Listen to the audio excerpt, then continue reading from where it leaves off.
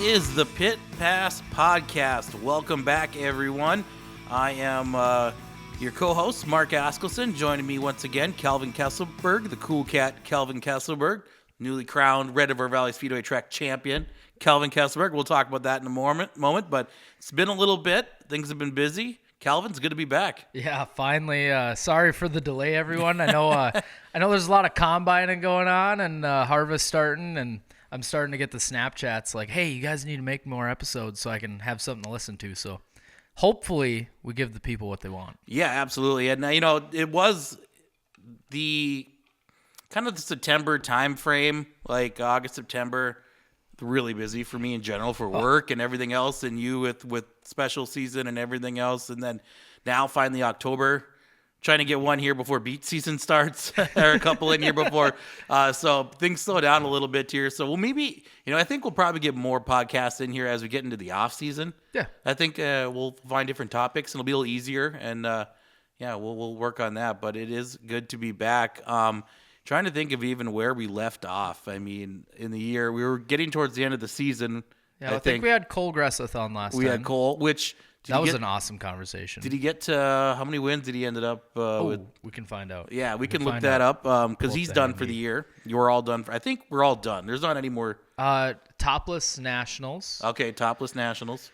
But I think as far as like anything local, I believe that's probably all she wrote. Racing really this time of the year, it doesn't interest me a lot, usually because it's just not nice weather, although we've had really nice weather here for the last special. So usually like events like Stampede and other things, I'm like, I'm not interested because it gets too cold and miserable, but that was not the case. There has not been the case. So no, like we had the sites weekend. Yep. And that was like true to form sites weather. I mean, bring the jacket, bring the hat, bring the gloves. Like it was cold, and then we get everything home from the sites, and we start prepping for the Stampede. Yep.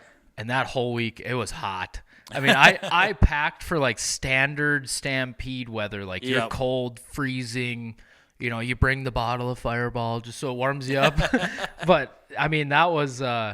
And then it ended up being hot. I mean, it was hot all day and humid all night, and it was a weird Stampede with weather, and and then of course they had some rain. Yeah, so that's a problem. That's to be expected a little bit, but kind of doubling back here. Our Cole Gresseth, he got 58 features this year, 27 wins, 45 top fives, and 54 top tens. 45 top fives out of 58. Wow.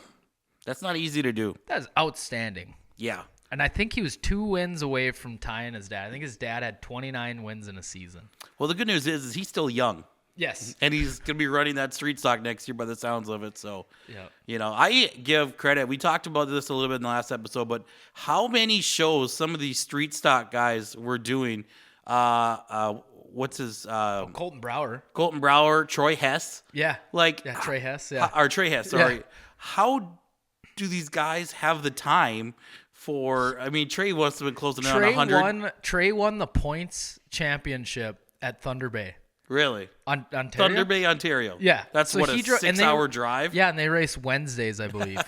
So, I'm pretty sure that they race Wednesdays. So he drove up there every week to go to that, and like went out to Wyoming a couple. I mean, it's just... These guys come in and tell me about that. I'm like, you guys are nuts. Like I think I got 16 shows in my stock car, and I'm tapped. Yeah. And just the amount of seat time, right? Or in the actual like pickup. Like I travel a lot for work. Like I travel a lot and I get a lot of seat time, but a lot of window time, but not that much. I mean, it's crazy. I'm not craving a drive to Thunder Bay on Wednesday. No. But, they're all young. Yep. I mean, this is the time to do it. You don't have kids, they probably don't have like a house, do it, man. Race. Go race your wheels off. Well, you didn't get a lot of races in, but you made them count. Yeah.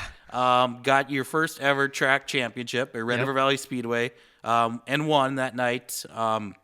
First off, congrats, cool. Man. Like, thanks. How's it feel to kind of get that monkey off your back? And because it's not easy. And I know the car counts were down in Fargo this year. And also, had you not missed that show in Ada, you probably would have won that track championship too. But we're just not going to talk about that. We're going to mention it, but we're not going to talk about it. Yeah, but So you line up right up against, Rob Van Mill, who you've kind of rivaled up against all year and battled toe to toe. I mean, Rob's one of the best in the country, and and he's proven it. He's proven it, yeah. So I mean, it was cool. It was cool the way that it came down to like the last night. I mean, like that was the last night, and that one will forever be memorable for me because we're tied going into the night. Yep. We're, the weather wasn't the greatest, but I won a heat race. He won his heat race. And then they lined us up straight off of points. So we both started on the front row. He jumped out to our early race lead, and really just had to like hunker down and just figure it out. Just hit my marks, be smooth. No matter what you do, you can't prep for that. So just really had to be smooth and consistent, and just kind of everything just kind of had to fall in line. And just a cool. I'll never forget that one. I mean, last night that Jake, Charnel, and Nick had it. Yep. Red River Valley Speedway. Now that the Fair Board's taking it back over, and that'll always hold a special place in my heart because, I mean, I had to sell everything, and I've always looked up to Jake, in a lot of aspects in my life, and just for him to give me an opportunity to even come back, to racing, and he's really helped me out a ton. So I'll never forget that one. I mean, that was the icing on the cake there. Well, I think what's interesting, a couple things are interesting about that night is it almost rained out. And had it rained out, you would have won it because you had I wanted it to rain out. I'll be honest. I was selfish. Oh, 100%, right? Like, who wouldn't? But Ada's was the same way, right? It was raining. It's like, do we finish it? It's like, it's the last one of the, like, we got to finish. Yep. Like, it's and just Ada, like a fun fact, and I don't know if it's worth it or not or whatever, and it probably means nothing to anyone. Ada has not ran their season championship in, I think, 4 years. It sounds right. Like, I think we have rained out the last night for the last. So they finally got a track championship night in. And we had to work for it. I mean, we had to dodge some rain showers. We had to, a lot of packing, and it wasn't the, a little more hammer down type night, but actually I think it ended up being a pretty okay track. Yeah, it pretty came good. Around. Yeah. Like, there was still people passing, things like that. So it wasn't a bad track by any means. I think I went last, and I think I finished third. Okay. So, I mean, got to pass some cars and move around, So I'll remember that one. I was on my way home from Fargo, coming back, and had to load up quick, and I was kind of behind the gun, and I'm driving, and it was pouring rain I got to Borup, which is 7 miles away. Yep. Pouring rain. I get halfway to Ada, pouring rain. And then get here, didn't get nothing, light rain. Mist. It was just light mist, and that's kind of the way it was in Fargo there for that season championship, was just you had some light rain, and there was kind of rain around you. Like, there was a lot of rain building, and one good one came through, and I was like, this is it. And then the cool thing, they kind of had a driver's meeting, thank you guys for all the support, and kind of left it up to the racers. They're like, like the track isn't necessarily ideal. Yep. We're ready to pull the pin if you guys don't want to race, and the racers voted to race. So, I mean, that just shows the heart that is in the racing community. Which is probably better, because it would have been a pain in the butt to have to refund all those drivers, because it wasn't like they're getting a pass for next year. For next week. Yeah, there wasn't that option on the table. So, and that was a cool moment. I'll go back to the race actually a little bit, because in that race you mentioned, so Rob got by you, got the great start, and you had a little decent lead there for a while. I mean, how worried were you, or were you confident I can get back to the front? I'll be honest. Like, once he pulled away at the start there, like, he got a great start. I mean, you couldn't have timed it any better than he did, and I was sleeping, and once he got out there, and he pulled probably 2-3 car lengths on me right away. And I thought, well, we're just hunkering down and hanging on for second. But finally, like, I don't know if I was hitting a different line or driving different. It was kind of that weird, like, it was tacky through the middle. Yep. So you could really get into it. And then on corner exit, it was slimy. So you really had to back out of it and just, like, quarter throttle through it. And I don't know, if it was the way I was driving it or if my car was different, But finally we started kind of, like, inching on him and picking up on it. And then, finally, I think I got next to him in 3 and 4, and I backed off because it was slimy. Yep. I didn't want to door him, and I didn't care how it ended. I didn't want any of us to fix anything. But then we go down the front stretch, and I kind of got a good run and just threw it into one. I mean, my mom has a video, and I think I could have cleared all the tractor tires, just wheelied up so high, and just got by him, and kind of, I was kind of looking at like my guys on the fence, and Yep.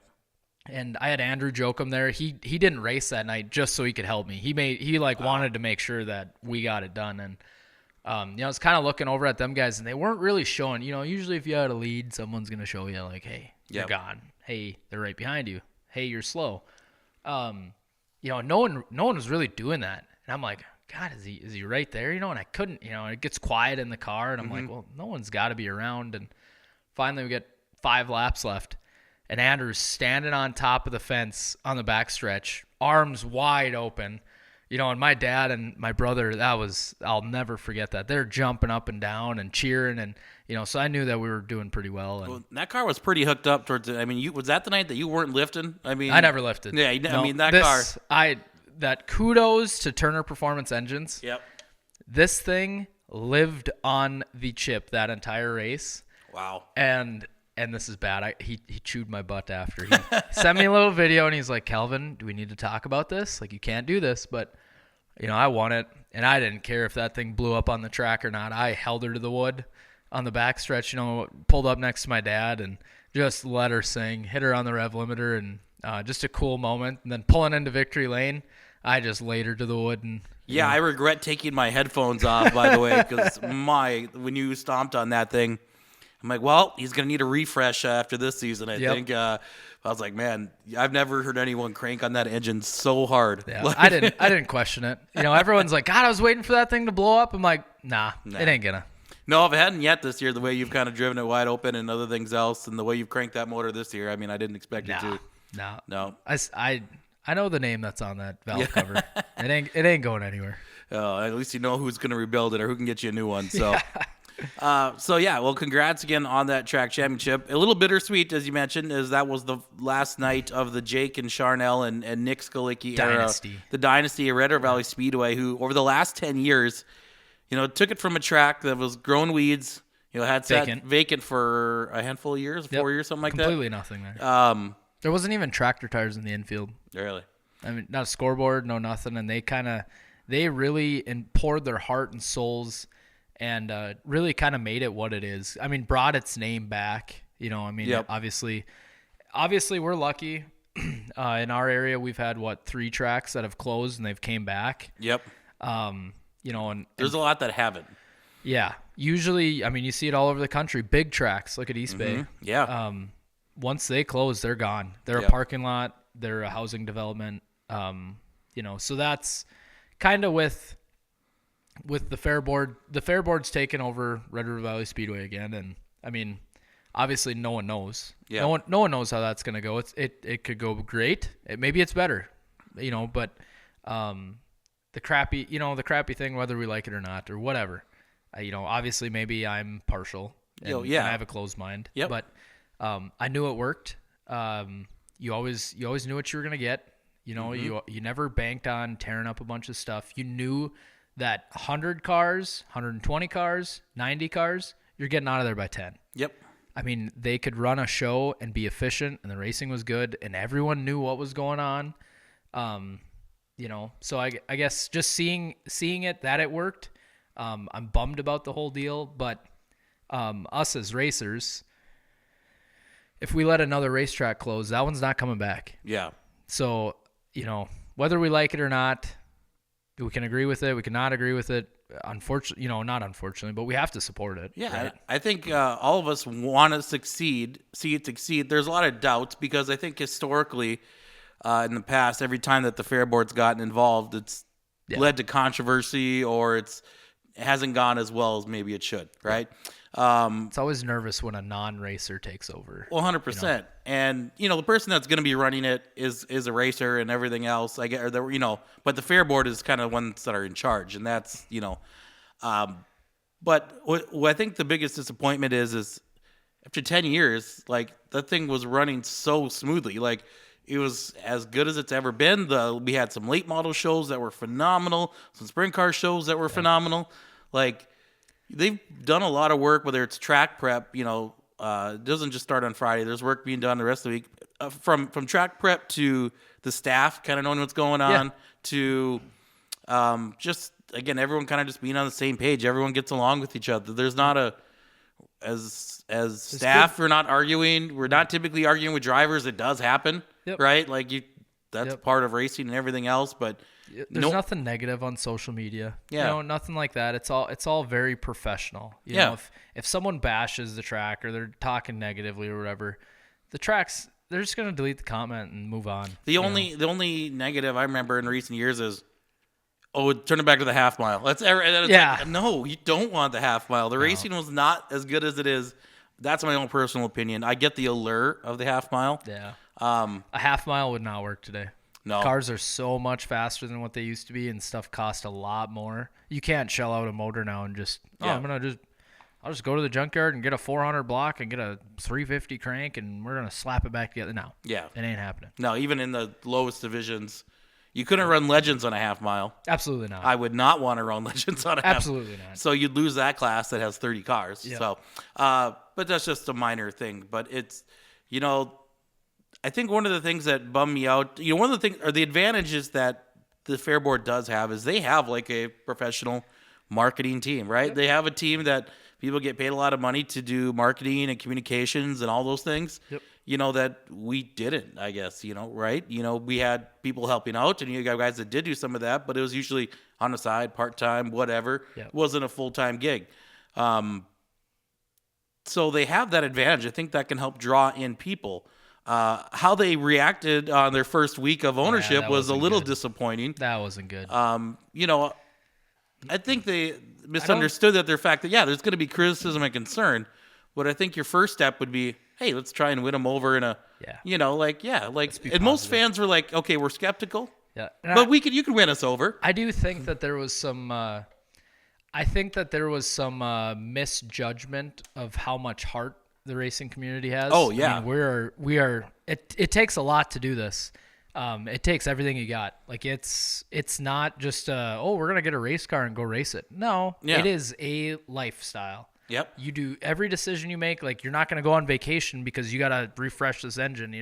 There's a lot of heart and passion in racing, and whether that can be like portrayed positively or negatively, I think that was maybe misjudged. Yep. And, so hopefully after that fiasco, I hope maybe they kind of realize like, hey, this is a community and we shouldn't mess with it. We should help it. We should help it grow, do whatever we can to kind of be good, like stewards of the sport. Yeah, absolutely. I think it's a little more research in that. And, that post that they made got deleted within a couple hours, I think rightfully so. And, then they had to play, then they had to kind of try and make good and everything else. But again, I do wish them well. I love going to that track on Friday nights and things like that. I don't know if I will be there I don't know if I'm, I really enjoy being part of the team that we had at Red River Valley Speedway before.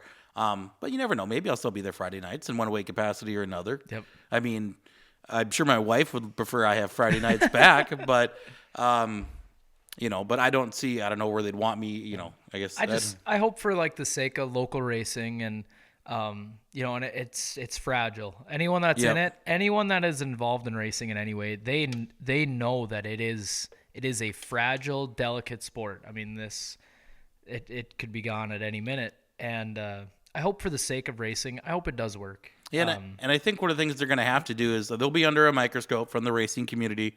Yep. And the fans are going to have to be patient because the thing is, when a change like that happens, a big change, one little mess up or one little rough night, you have a rough season opener, and they're like, okay, all right, time to make some changes. Yep. So we don't want that. We don't want them going, no offense to the Red Hawks. We don't want them at a Red Hawks game Friday. Those are the people we're trying to get to the races, right? So trying to make new racing fans, and maybe with their, ability in marketing and otherwise, maybe they can do that. I think that's part of their draw, or one of their, their big selling point was some lower ticket sales and some ticket packages and things like that. I think those are great, but I also don't see the ticket at Red River Valley Speedway or any of our tracks here in the area being too expensive. No. I mean, you could maybe argue. It's very tough to find something that a family can do that costs $100 bill. Yep. I mean, a family of 4, whatever. Yep. Usually you can go to the races, get a hot dog. Yep. Whatever. Usually you can do that around that $100 range. Yep. You're not going to a Force game or a Red Hawks game or a Bison game. You're not going to that under $100. Well, and it depends on, you can go there, but you're going to get a cheaper ticket or a cheaper seat or something like that. They have some bargains, but and then you're going to pay for parking. Yeah, but if you want premium seating, now see, that's a thing. And, I don't want to see racing necessarily turn into a thing where you get a VIP upgrade, right? Yeah. So anytime you go to buy a concert ticket now, you get the VIP upgrade or this upgrade and all these other things where they price out, the average person, the family member's got stuck with a lower grade or whatever ticket option compared to, I want everyone to pay $12 and get in or $15 and get in. Yep. Right? And kids cheaper, right? Yep. So and everyone witnesses the show on the same level. Yeah. Exactly. Like you're not up in the nosebleeds, you're not missing out, you're not trying to watch it on the screen, racing. Usually there's not a bad seat. Yeah. Usually everywhere you sit, like you got a good view of everything. Usually you can hear the announcer good. Mm-hmm. You're not, maybe if you sit down front, you're getting pelted by the mud, but maybe, for some people, like that's part of the show. Oh, they love it. Just eating it, Yeah. Yeah, the price of a ticket, for the most part, racing, the most expensive part, at least at that track, was the $9 beers, right? So, or the beer price, which that's a really important thing in racing, is a cheap beer. Yeah. Right? Because that's a draw, right? And especially when you look at other sports like Red Hawks or Fargo Force or those things or whatever, NDSU or whatever, what draws the fans? $2 PBR pounder night, right? Right. Or $2 beer night. Like that's what those nights are packed. And those are the ways to get people in on those off nights that you don't normally draw a big crowd. But it's like, hey, if I can go see a race and get $2 beers or $4 beers, I think Fergus has the cheapest beer price. If I remember correctly, they were like $4 a beer or something, like crazy. And the Norman County Raceway. Yeah, $6. Yeah, $6. But we did one night where they had it was National Chili Dog Day. Yeah. They did chili dogs, and it was like some kind of package. I don't know what they came up with, but and I'm standing in the pits there, kind of at my trailer, just kind of watching people go by, and every one of them had a chili dog and they had a beer. Yep. Every single one of them. I mean, so maybe it'll make our tracks kind of relook at stuff and. Maybe they should do a food special. Maybe they should do a beer special. Maybe they should do a bucket of beers or mix in like, hey, we're going to have pulled pork sandwiches. We're going to do chili dog night or, it might just, I really think us local tracks, should look at doing something to make some sort of package deal, making something more affordable, making entertainment more affordable because it is kind of getting out of hand, but. Yeah, it's gotten really bad, and especially with ticket prices of you look at concerts, things like that. And I'm an avid concert goer and probably been to 100 in my lifetime, but it's a lot harder to go to them now because I just know what the ticket price is going to be, and I don't know if I can afford it. And I heard the guy from Live Nation say, actually, concert tickets are underpriced. Because compared to going to an NFL football game or something like that, don't say that. Don't do that to me. Come on, I want to be able to afford going to a show.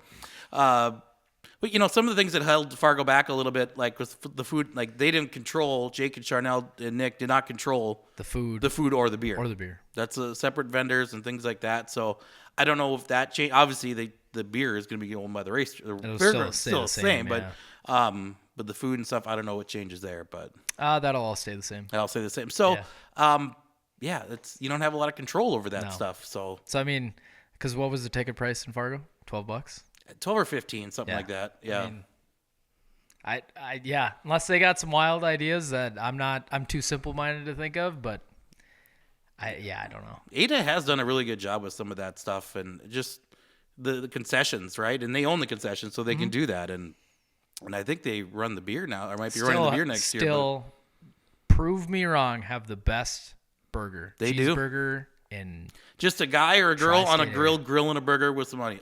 Yeah. Like, I mean, there's something about opening your door of your vehicle. Like, you know, you show up at the races or you show up wherever, right? And you're smelling grilled food.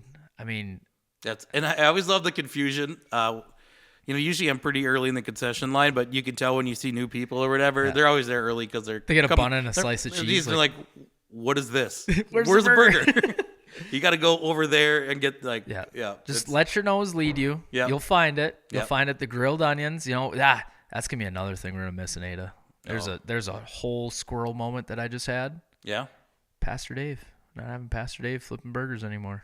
Yeah. Yeah, they moved out of the area. Yeah, that's right. I like Pastor Dave. Man, he'd try to sneak jalapenos on my cheeseburger, and I am so Norwegian, I sweat eating ketchup. I cannot do jalapenos. So he sneaks them in there, and I'll be eating my burger, enjoying it. I mean, like, loving life. And then I'll get to a jalapeno, and I'll remember him. And I love that. Like, you can go and put on your own jalapenos and onions and those things, and I get a taco in a bag, and I throw all kinds of jalapenos on that bad boy. Yeah. And the taco in a bag, they use the big bags. Yeah. I mean, like, I look at them like, oh, God, Jake, we're losing money here. And then I eat one, and I'm like, wow, that's dinner for two right there. Yeah. I can't eat it all. It's almost not nearly as much as River City's, like, the taco in a bucket thing. The taco in a bucket. Yeah. Which, again, I always love River City's because you get a bucket of beers and a bucket of nachos, and you're good. Like, you just got carried. Like, it's perfect. Like, got a bucket in each hand, and then, like, this is the greatest ever. But I think if you go early enough, I think you could get, like, is it like a free beer? Like, it's like, so you get like 7 beers for like whatever. I'm like, pounders, free beer, and like, that's a lot of beers. Yeah. At the end of the night, you know, and thankfully, like, the sites is a long night where, like, you can probably get them all in, but that's a lot for one person. And maybe that's what we look at. Like, maybe we do a bucket of beers or like buy 6 and you get one free or something. Yeah. You know? So anyway, we hope the best. I forgot. I got to give some shout outs because it's people that have been listening, things like that, tuning in. So one, I never did this yet. When we talked about our episode of camping at the Outlaws and all that, I mentioned a couple of racers. I don't think I did this in the last episode, but and they were bummed that I didn't mention their name who I was camping with. So I didn't want to throw them under the bus, but Derek Vesidal, former modified Mod 4 racer, and my brother, Matt Askelson. So shout out to them. Yep. They listen all the time. Matt is like our how do you like our biggest critic and our biggest fan, maybe? Oh, yeah, he's a critic. He's got something to say about everything. Yeah. He let us know the last time that some stuff he didn't like, and I think we hang out a lot. We disagree on a lot of. I think sometimes I catch myself just disagreeing. Never mind that. Just disagreeing for the heck of it. Sometimes I got to catch myself. I'm like, oh yeah, I do agree with you. Why am I arguing? But I think just being brothers, that's the way it is. Knocked over a little brick there. We're all right. It's fine. Kesselberg Speed Shop is falling apart. Yeah, we are recording, by the way. Okay, we'll get to that. But also shout out JJ Reimer, sport mod racer down in, I think, Arlington. I think he races down in. I'm not sure. Shout out to him. He tunes in. I know his girlfriend. So, yeah, never met him, but he listens. Shout out. Good to have some Southern Minnesota people listening. Yeah, tell your friends. Yeah, absolutely. Tell your friends. Did you have a shout out? You had one? I just gotta. I don't know. Hi, Landon. Okay. I hope you're combining corn still by the time this comes out. Yeah, you'll be combining corn all winter. This is perfect time to listen to a podcast because people are in the trucks and the tractors, all that, and yep. Yeah, we got harvest season coming up, and I don't know. And they should be able to hear you this time.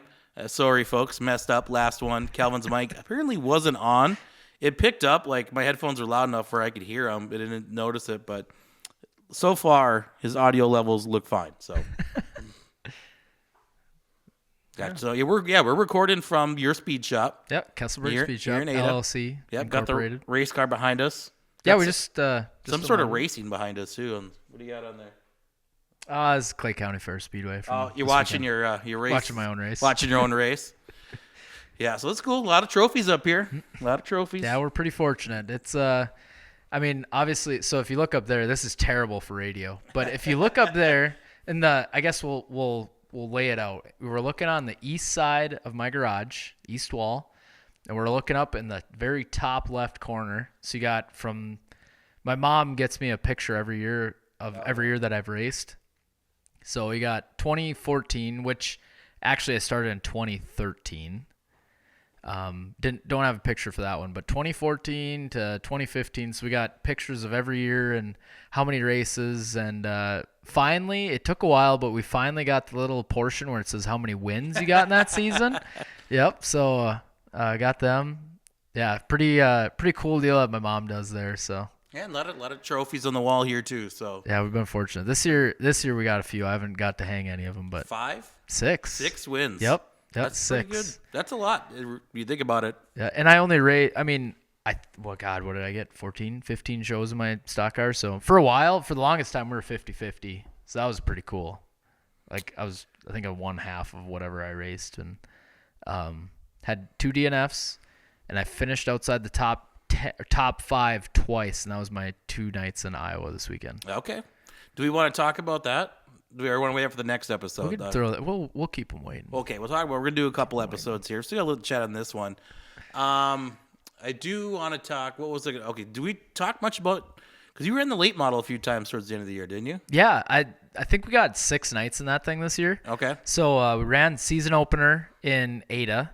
That was a blast. Learned what not to do, which I don't know. The problem we have with the late model. Love racing it. Like we have so much fun with that thing. We never race it enough. So it's like you'll race it and like you take a heat race to figure it out, and then the feature like you really get rolling, and then I take a month off. Yeah. And like those things, man, you gotta drive the ever living crap out of them. I mean, you have to be wide open all the time, as hard as you can, and it wants more. You know, if I drove the stock car like that, I'd be on my lid. Yep. So that's just kind of one disadvantage I have, I guess. But yeah, we ran it a handful of times, you know, and you had some good luck at the Howie Schill. Yeah, won one of the heat races and then got second in the other one. I got passed by TPO. So yeah. I mean, you know, pretty good company there. So you made the redraw both nights. Yep. Out of 50 some cars. So yeah, made the show. Also, by the way, credit to Cole, and that's a good sign of where our late model, like a good heartbeat of where our late model field is right now. When you have 50 cars, for like $4,000, was it the second night? It wasn't even that much to win. Like first night was regular, second night was more, but like that's really impressive. Steve Francis from World of Outlaws texted Jake that night and like saw how many cars we had, and he's like, "Holy cow!" Because they only had 27, 28 late models of whatever track they were at, and he's like, "Holy! I didn't realize you guys had that many late models up here." And there's a ton. That class is really growing, and most of those are all locals. I mean, within, not like no one was traveling from out east. There wasn't any Wisconsin guys or anything or but most of them are from the area within a couple of hours. So I mean, handful from maybe like South Dakota maybe was the farthest away. Yeah, but other than that, yeah, I mean it was all local cars, and Cole did a great job getting contingency prizes and stuff. Yep. I mean, at the driver's meeting, I don't know that there was anyone that really walked away with nothing. I mean, really? Whether it was, and it was little stuff. It was brake clean, boxes of rivets, pit tools. They gave away like tire sanders, like grinders. Yep. I mean, all that, like maybe it doesn't add up to a lot. It's a nice gesture. It's a cool gesture. Yep. Thank you for coming. Here's something. And I know, like with the Bison Battle, because I kind of help. Line all that stuff up and get all the contingency stuff there. And that's a lot of work. I mean, you got to really sell your product and sell who you are and sell what you're trying to do. And just kudos to everyone that sponsored the Howie Schill race in any way, or, big shout out to Cole and his family. They put a ton of work into that event. And then the racetrack was fantastic. Yeah, the heats were a little slimy, maybe. Especially opening night, I think was. Second night was not as bad. And then the feature was tremendous racing. Yeah. Like guys coming from the back. Billy Kendall, like, by the way, like he's so quiet. Like and that guy is so fast. Yeah. And like he just sneaks up in the end. I'm like, he moved up like 20 spots. Yep. Like, and then just a great battle we had in the feature. And you had guys that second anyways, you had like, Travis Robertson and Who else did we have battling then? Tucker Peterson. Like battling with Don Shaw and stuff like that. And like just really, he had multiple lead changes. Yeah. Like someone hit the lead, then it'd go back and vice versa. I mean, so the track changed throughout the night and made great racing. So, I mean. The second night, and I felt so terrible. So I'm not a fan, like, you know, if the leaders are coming up to a lap car, you know, I hate when the lap car races the leaders. Yeah. I hate it. The second night, you know, I just kind of, I was too tight to run the bottom. So I got in the middle where no one else was, and I kind of, you know, and I got past. I was in the back, you know, and here I'm running, you know, kind of just running the top all by myself, just trying to get some seat time. Just, I'm going to learn this car. I'm going to turn laps. I'm going to be consistent. You know, I'm just going to try to learn something. Well, here the leaders come, and they're all kind of running the bottom. Well, they start passing me, and then I start passing them back. You know, and here I am, like, racing with the leaders, like, running the top. Like, I mean, they'd pass me, and I'd pass them right back. And I'm waiting for one of them. You know, I was hoping that they would have started moving up, you know, and I would have got out of the way. I mean, I'm not going to try to wreck a good race. And I felt so bad. You know, I went over to Don and I said, you know, congrats. And, you know, sorry if I held you up. I didn't mean to race you guys there. I was just trying to be consistent, stay out of the way, you know, and be smooth. And I was really hoping someone would get up to the top, because the top was really coming in and none of them had found it yet. Mm-hmm. And I mean, when a lap car, you know, and I'm not a wheel man by any means, but when I was keeping up with them, I mean, I was like, get up here, like move up here. I'm not trying to race you. I'm not one of them. I'm not going to race the leader. You know, I'm fine going. But you run your line and that's clever. You stay up, you just run your line, let them get by you, and you just keep your pace. Yeah. And I mean, Don won that race. The caution came out, so then they kind of re-racked him. And everyone dove to the bottom, and Don just wheeled her around the top and passed everyone and won it. So that was a cool deal. But gotcha. Well, in the minute you start like, I'm gonna start like letting off, and then everything, well, then you start piling someone up behind you or something. Yeah, you're gonna cause some issue. Yeah. You know, so. In a late model, you have to drive that thing wide open. So what did you learn that night? You got a lot of seat time. You made the show. Yep. So I mean, make that show. You got your butts kicked in the feature, right? I mean, definitely. Like, it just didn't. Went backwards pretty quick. What did you learn out of that experience? I learned that a late model, as it burns fuel off, actually gets tighter. Okay. I will die on this hill. Someone can argue with me until they're blue in the face. I'm not believing them. That thing, when you burn fuel off, and methanol, you burn a lot. Mm-hmm. You know, like you're probably going through 10, 12 gallons in a race, possibly more. They get tighter as the race goes on and you burn fuel off. They get tighter, so you have to drive them harder. You know, and I learned how important your shock adjustments are. I learned that one the first night. Like, you didn't notice it when there was something to grab onto. Yep. And then the track slicked off, and you couldn't feel nothing. I mean, the first night in the feature, I almost pulled off. You'd get in the corner and the right rear would grab, and the steering wheel would go loose, just free. Oh. No feedback. Well, here I had my shocks all screwed up, and one click on a late model shock is huge.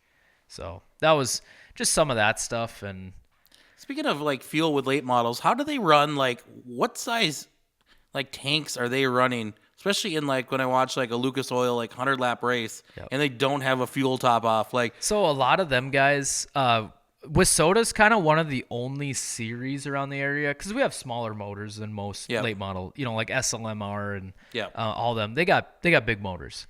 You know, Wisota, they're still on a 360 cubic inch rule. So what those guys need is methanol. Methanol burns a little more aggressive, you know, makes more power. So they need that. Most of them traveling, you know, like World of Outlaws and all them, the big motor stuff, they're on race gas. So gas, you'll burn about half. Oh, okay. So I think a rocket is like a 28-gallon cell. Okay. You know, so a lot of them guys. Good-sized tank. Yeah, good-sized tank. Race gas, you're never going to have an issue. I mean, you can run a 100-lapper, and you might start running out towards the end. But methanol, like at the 100, you know, like I've been around a couple of late models, and like right before the race, they top it off until it is overflowing, and they push the car to staging, and they are nervous about it making it. Really? Yeah. That's why, you know, like me as a fan, I hope no one sits around me and watches, because I'm the worst watching races. like when they have these longer races and you pull these cars out onto the track and you make them pack. I mean, I get so frustrated because a lot of these guys are so close on fuel. I mean, you can't do that. You cannot have these cars come out there and pack for 10, 12 laps. Yeah. You can't do it. They'll run out of fuel. Joey Thomas at the sites. Yeah. The first night? I think it was, something like that. Friday night. Yeah, it was Friday night. I mean, raced his butt off. I mean, ran almost a perfect race. He moved when he needed to move, ran his butt off, but they had a ton of cautions. They pulled him onto the track and made him pack for, 15 minutes, 10 minutes. I mean, that's a long time for a motor to be running. And he took the white flag, ran out of fuel coming out of 4 and got passed. Yeah. So like just, man, and I knew exactly what it was, and I was so frustrated for him, and it's just frustrating to see, cars packing a track right away. I mean, if you're going to do that and you're going to have a ton of cautions, you should be conscious about that. Like, hey, maybe we should let him go dump 5 gallons of gas in, but whatever. That's neither here nor there, but yeah, it's interesting. Okay. I guess the guy that won it didn't run out of fuel either, so you could play that. Yeah, I mean, it's not something you always think about, but I guess that's the importance of packing. I mean, putting a lot of gas in and being careful about that. Yep. You'll learn from it next time, right? That thing needs to be full. Yeah, and some of them guys, and I think Joey was on one too, but they're running what's called a Super Bowl carburetor. Mm-hmm. So the carb actually doesn't have any floats. It runs a barrel valve like a sprint car. So the way that it controls how much fuel the carb's getting is it's cycling fuel back. So fuel is constantly running. There's no regulator. There's nothing like that. It's just it's a valve. But those are notorious. They'll use a ton of fuel. And then the other side with that, they move so much fuel back to the cell that you need a special rollover valve that is heavier. Like usually a rollover valve, you have to have it, right? It vents the tank, but if you flip over, it's got a ball that'll close it off. Yep. Well, a Super Bowl system moves so much fuel back that they'll blow that ball up and close the vent off and then airlock the fuel cell. So you have to run this rollover valve. The other downside with it, you can't run your cell all the way full because it'll push all the fuel out of the overflow. So he may have a 26-gallon tank, but he can only go out there with 22 gallons.